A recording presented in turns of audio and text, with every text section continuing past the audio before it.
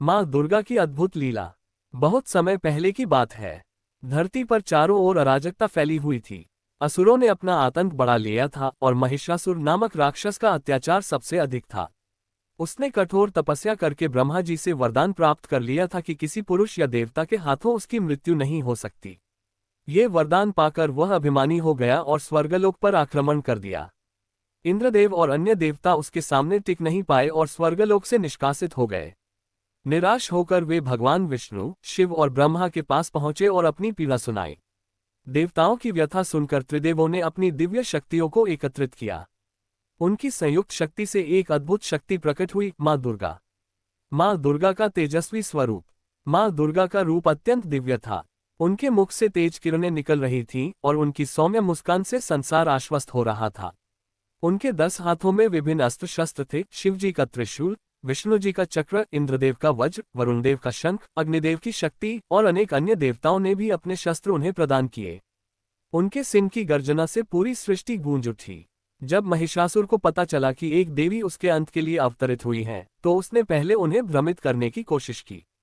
उसने दूत भेजकर प्रस्ताव रखा, हे देवी, मैं तुमसे विवाह करना चाहता हूँ।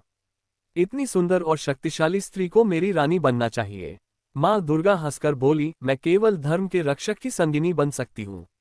अधर्मियों का अंत करने के लिए ही मेरा जन्म हुआ है।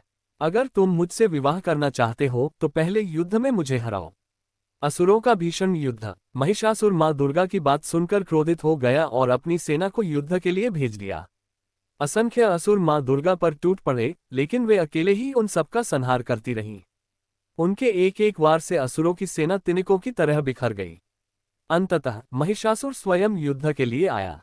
उसकी माया अपरंपार थी। वह बार बार रूप बदलता, कभी सिंह, कभी हाथी, कभी विशालकाय योद्धा। लेकिन माँ दुर्गा हर बार उसे पछाड़ देती।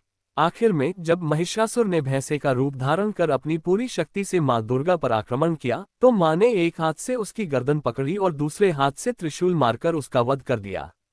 महिषासुर के अंत के साथ ही स्वर्गलोक पुनः देवताओं को प्राप्त हो गया। समस्त संसार ने माँ दुर्गा की स्तुति की। सर्वमंगल मांगल्ये शिवे सर्वार्थ साधिके, शरण्ये त्र्यंबके गौरी नारायणी नमोस्तुते। कथा का संदेश। माँ दुर्गा हमें सिखाती है कि बुराई कितनी भी शक्तिशाली क्यों न हो, सत्य, धर्म और न्याय की सदैव विजय होती है। वे केवल शक्ति की देवी नहीं, बल्कि करुणा, प्रेम और ममता की भी प्रतीक है।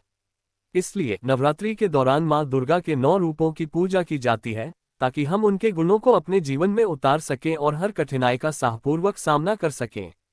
जय माँ दुर्गा।